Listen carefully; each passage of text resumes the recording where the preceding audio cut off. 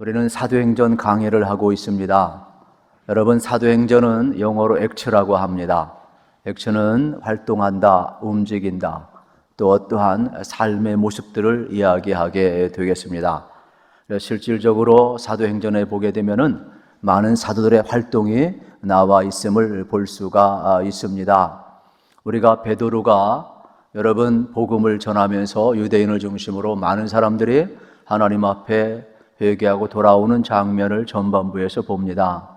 그리고 후반부에서 사도행전 7장에 등장했던 사울이 이제 13장부터는 본격적으로 여러분 1차, 2차, 3차 전도여행을 하면서 하나님 나라 확장하는 모습을 우리가 볼 수가 있습니다. 그런데 사도행전은 베드로 행전이라고 말하지 않습니다. 사도행전은 바울의 행전이라고 말하지 않습니다. 얼마든지 그렇게 이야기해도 되는데 사도행전의 초점은 바로 성령께서 역사하고 여러분 복음 앞에 초점을 두고 있음을 우리는 보게 되는 겁니다. 그래서 사도행전을 굳이 성령행전이라고 불리우는 이유는 모든 초점이 바로 성령의 역사에 있기 때문에 그렇습니다. 성령의 역사 가운데 여러분 복음이 우리 가운데 들려올 때 놀라운 소동이 일어나고 변화가 일어나게 되는 겁니다. 오늘 본문도 여러분 사도 바울을 통하여 에베소 교회에 성령의 역사, 복음의 역사가 나타났을 때 소동이 일어난 이야기를 우리가 듣게 되는 것입니다.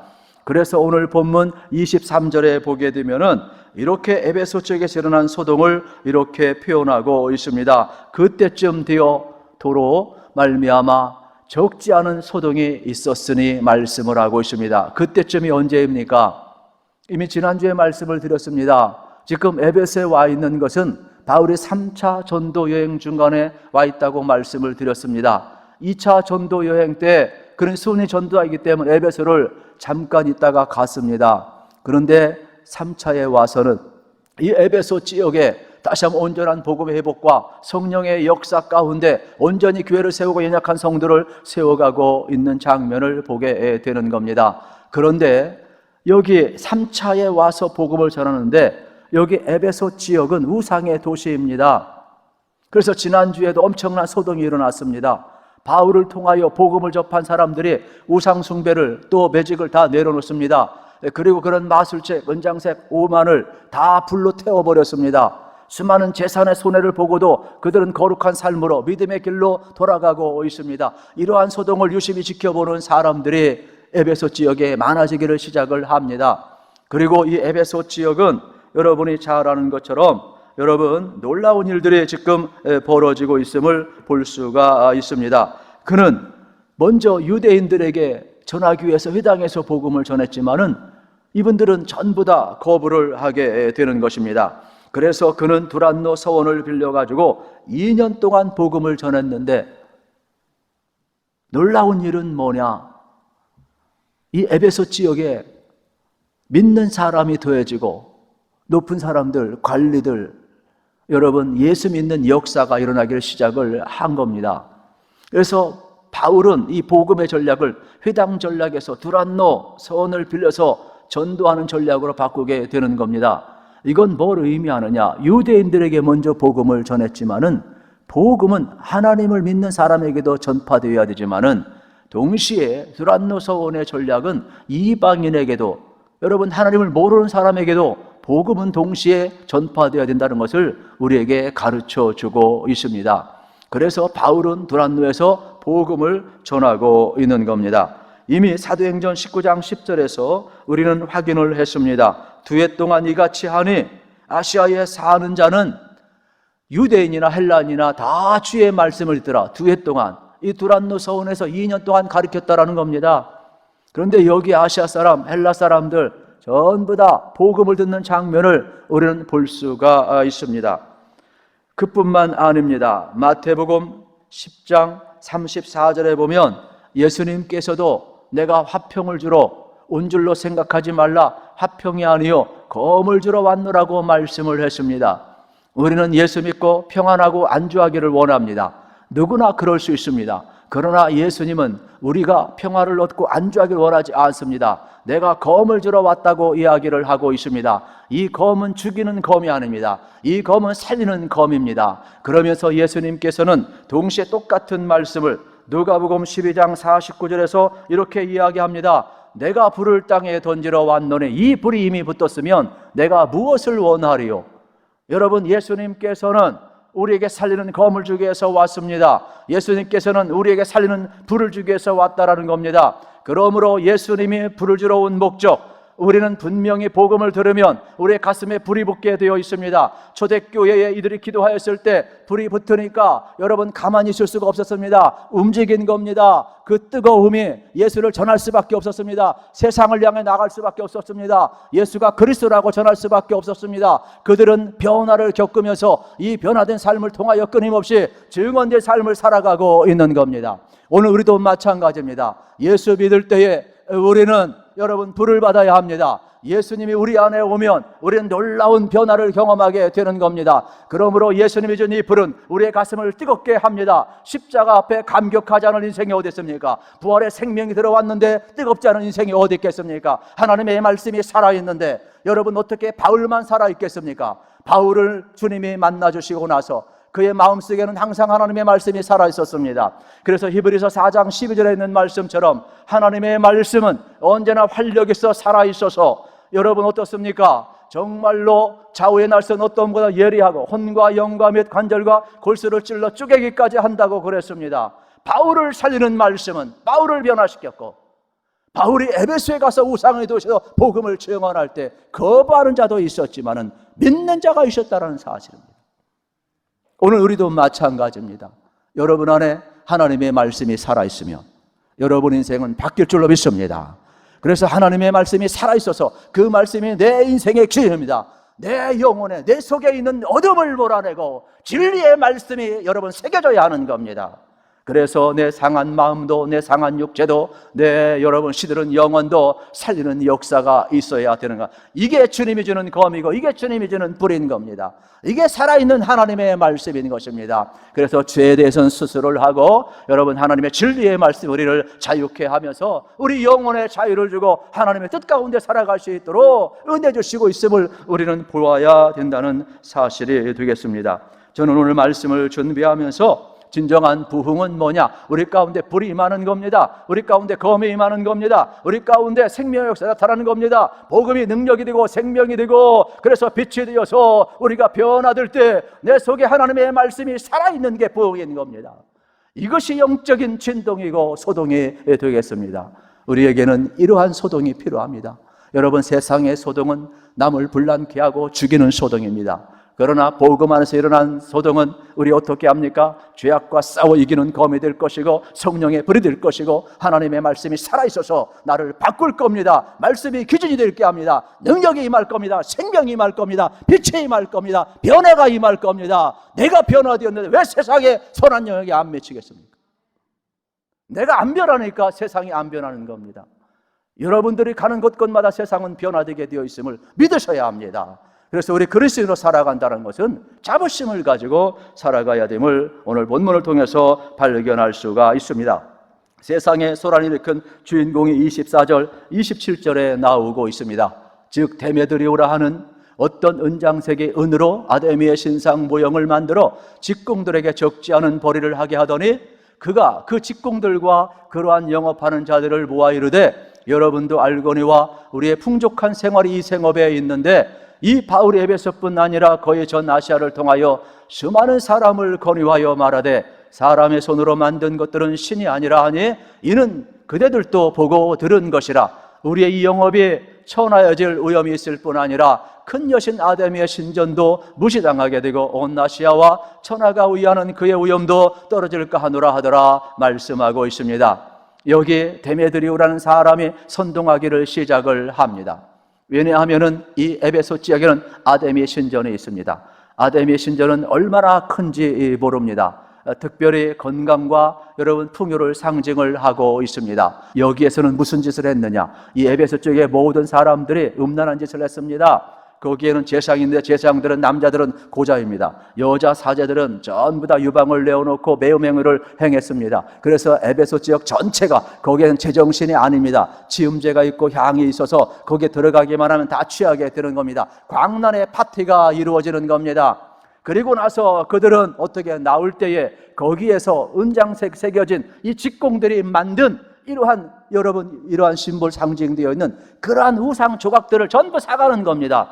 그래서 거기에는 상인협회가 있는데 그 상인협회를 길드라고 그럽니다. 그 길드의 상인협회 조합장 정도 되는 사람이 누구냐? 데메디르라는 사람이에요. 그래서 이 사람이 이제 바울이 온 이후에 사람들이 변화되고 사람들이 경건하고 여기에 오지를 않아요. 그러다 보니까 자기 수입이 줄어들기 시작을 합니다. 그래서 지금 사람들, 조합원들을 불러 모아놓고 충동질하기를 시작을 하는 겁니다. 여러분들, 우리가 지금 바울이 온 이후부터 우리 도시에 놀라운 변화가 일어났습니다. 우리에게 오던 사람들이 우리에게 오지 않냐고 두란노 서원에 갑니다. 우리가 섬기는 이 아데미 신을 계속해서 지금 무시를 당하고 있습니다. 우리 수입이 떨어지고 경제가 지금 어려워지고 있습니다. 그러면서 어떡합니까? 군중 심리를 가지고 계속해서 충동질을 하고 있습니다. 그러지 않아도 여러분, 많은 군중들은, 거기에 사는 사람들은 어떻게 이 데메드리오의 충동질에 여러분 생각을 한번 해보세요. 경제적인 문제를 가지고 이야기합니다. 애양심을 가지고 이야기합니다. 종교적인 문제를 가지고 이야기합니다. 그러니 불질러진 분노가 일어난 거죠. 백성들이 분노하기 시작하는 장면을 우리는 이제 볼 수가 있습니다. 세상은요 그런 겁니다. 누가 충동질을 하면 그 충동질하는 사람을 잘 봐야 합니다. 그 사람은 대부분 자기의 기득권과 이득이 상실되기 때문에 선동하는 겁니다. 그래서 사람이 늘 깨어 있어야 됩니다. 선동하는 사람은 위험한 사람이에요. 자기 이득, 기득권이 있기 때문에 기득권이 침해될 때 어떻게 남을 이용해서 군정심리를 이용해서 여러분 어떻게 하는 거예요? 그 문제를 희생양 삼아서 해결하려고 하는 겁니다. 오늘 우리가 깨어있지 아니하면 안 되는 겁니다. 결국 이 소동의 여러분 한복판에 이 군중들은 희생양을 찾고 있어요. 그래서 결국 28절, 29절에 보게 되면은 그들이 이 말을 듣고 분노가 가득하여 외쳐 이르되 크다 에베소 사람의 아데미여 하니 온 시내가 요란하여 바울과 같이 다니는 마게도냐 사람 가이오와 아리스다고를 붙들어 일제 연극장으로 달려 들어가는지라 그랬어요. 얼마나 분노했던지 바울과 함께 있던 가이오와 아리스다고를 붙들어서 여러분 옆에 두란노 서원과 연극장까지는 한 1km가 떨어져 있다고 합니다. 그걸 질질 끌고 갑니다. 그리고 이 연극장은 그 당시 얼마나 큰지 여러분 군중들이 5만 명 이상 모일 정도의 대극장이었다는 겁니다. 그래서 거기에 모여서 한복판에 여러분 가이오와 아리스다고를 붙들어 놓고 신문합니다. 희생양 삼고 있는 겁니다. 이 두 사람은 어떤 사람입니까? 20장 4절을 미리 보면은 이렇게 나와 있습니다. 아시아까지 함께 가는 자는 베리아 사람 브루의 아들 소바다와 데살로니가 사람 아리스다고와 세근도와 더베 사람 가이오와 및 디모데와 아시아 사람 드기고와 드로비모라 말씀하고 있습니다. 여러분, 여기에 나오는 아리스다고는 데살로니가 사람이고 가이오는 더베 사람인데 나중에 바울과 함께 이방 선교에 동참하고 있는 그러한 동역자로서 여러분 거듭난 사람이 되겠습니다. 그러니까 원래 데메드리오는 자기 이득이 상실되고 바울이 들어온 이후부터 믿는 사람이 늘어나고 에베소 지역에서 거룩한 변화가 일어나니까 타락한 사람들은 그게 싫은 거예요. 그래서 블랙리스트를 작성을 하는 거예요. 그래서 바울, 가이오, 아리스다고 다 블랙리스트에 있어요. 어떻게 저놈들 잡을까? 어떻게 저놈들 골탕 먹일까? 어떻게 이 블랙리스트를 작성을 해가지고 이제는 저들의 행위를 중지하려고 하는데 군중들을 충동질해서 지금 아주 표적 삼아서 잡아왔습니다. 이때 바울이 마음이 얼마나 아팠겠습니까? 이 소식을 듣고 바울이 극장으로 달려가려고 합니다. 그런데 그의 제자들과 여러분 관원들이 지금 가면 다 죽습니다. 지금 저 군중들은 완전히 폭도로 바뀌어 있습니다. 가면 안 됩니다. 말리고 있는 장면을 우리는 이제 볼 수가 있습니다. 이것이 30절, 31절의 내용이 되겠습니다. 바울이 백성 가운데로 들어가고자 하나 제자들이 말리고 또 아시아 관리 중에 바울의 친구된 어떤 이들이 그에게 통치하여 연극장에 들어가지 말라 권하더라 그랬습니다. 바울이 하도 아파서 같이 고통을 당하기 위해 들어가려고 하고 또 이 억울함을 가서 변증하려고 했겠죠. 그러나 애매하게 소리치는 군중들 앞에 무슨 변명이 통하겠습니까? 그래서 이미 복음을 듣고 여러분 변화된 높은 관리들이 바울을 막습니다. 가시면 안 됩니다. 큰일 납니다. 그러니까 바울을 여러분 돕는 사람으로 하나님은요 이렇게 이방 땅에서도 복음을 듣고 변화된 사람을 통해서 이미 동역자들을 다 준비하시고 위기 때마다 여러분 바울을 이끌어가고 있는 장면을 또 동시에 우리가 발견도 할 수가 있습니다. 그 안에서 32절에 보면 이러한 일이 벌어집니다. 사람들이 외쳐 어떤 이는 이런 말을 어떤 이는 저런 말을 하니 모인 무리가 분란하여 태반이나 어찌하여 보였는지 알지 못하더라. 이 말은 간단합니다. 모인 사람들의 입이 있으니까 한마디씩 다 분노를 쏟았다 이 말이에요. 이런 말 저런 말. 그런데 거기 태반이라는 말은 거의 모든 사람이라는 거예요. 왜 모였는지 몰라요. 그냥 데메드리오가 충동질하니까 다 와서 분노를 쏟고 있어요. 오늘 우리가 여러분 요란한 소리만 있어서는 안 돼요. 그래서 여러분 참이 어처구니 없는 상황 속에서도 더 어처구니 없는 일은 뭐냐? 33절 34절이에요. 유대인들의 반응이 이 위기 속에서 참 기가 막힙니다. 유대인들이 무리 가운데서 알렉산더를 권하여 앞으로 밀어내니 알렉산더가 손짓하며 백성에게 변명하려 하나 그들은 그가 유대인인 줄 알고 다 한 소리로 외쳐 이르되 그다 에베소 사람의 아데미여 하기를 2시간이나 하더니 그래서 이게 뭐예요? 유대인들이 생각할 때 큰일 났어요. 아, 바울과 함께한 사람들을 잡아서 죽이려고 하는구나. 그러니까 유대인들은 우리는 바울과 상관없다 가서 변명을 하라는 겁니다. 비겁하게 이 위기 속에 우리는 바울과 상관이 없다라는 거예요. 그래서 알렉산더라는 사람을 밀어가지고 네가 가서 이야기하라 이야기를 한 거예요. 그런데 알렉산더가 가서 이야기하려니까 사람들이 있으니까 너도 유대인 아니냐 들으려고 하지를 않아요. 완전히 그냥 냉정하게 되어버립니다. 그래서 기가 죽어서 슬그머니 나오게 됩니다. 그때 군중들은 뭐라고 이야기합니까? 크도다 여러분 에베소의 아데미 신이여 외치고 있는 거예요. 이 말은 위대하다 아데미 신이여 이렇게 외치고 있는 이거를 2시간 동안 외쳤어요. 여러분 생명은 없는 거 2시간 외치면 뭐합니까? 결국은 이들은 나중에 다 흩어지고 공허할 뿐인 거예요. 사람이 만든 것이 어떻게 신입니까? 결국 여러분 세상은 그래요. 세상은 헛된 것 외치고 있지만 거기엔 생명이 없어요. 바울은 예수님을 만나고 나서 이 복음을 외쳤을 때 예수가 그리스도라 외쳤을 때 에베소가 바뀌는 소득이 일어나는 거예요. 변화가 일어나는 거예요. 하나님은 어떤 사람을 쓰냐? 생명 있는 사람, 예수님 만난 사람, 예수님이 주신 불을 받은 사람, 성령의 검을 받은 사람, 그 한 사람을 쓰는 거예요. 이 소요 가운데 속에 여러분 35절부터 38절에 보게 되면 서기장이 등장을 하며 이 소요를 진정시키고 있습니다. 서기장이 무리를 진정시키고 이르되 에베소 사람들아, 에베소가 시가 큰 아데미와 또 제우스에게서 내려온 우상의 신전지기가 된 줄을 누가 알지 못하겠느냐? 이 일이 그렇지 않다 할 수 없으니 너희가 가만히 있어서 무엇이든지 경솔히 아니하여야 하리라. 신전의 물건을 도둑질하지도 아니하였고 우리 여신을 비방하지도 아니한 이 사람들을 너희가 붙잡아 왔으니 만일 데메드리오와 그와 함께 있는 직공들이 누구에게 고발할 것이 있으면 재판 날도 있고 총독들도 있으니 피차 고소할 것이요. 여러분 이게 무슨 내용이에요? 소유가 일어나니까 여기 서기장 온 거예요. 행정관이 온 거예요. 그러면서 진정을 시키는 거예요. 첫째는 이 분노하는 백성들 인정을 하는 겁니다. 그래, 너희들이 아데미 신전 제우스 신을 중요 여기는 거 안다. 에베소에 사는 사람 치고 이거를 중요시 안 여기는 사람이 어디 있느냐? 인정을 해주는 거예요.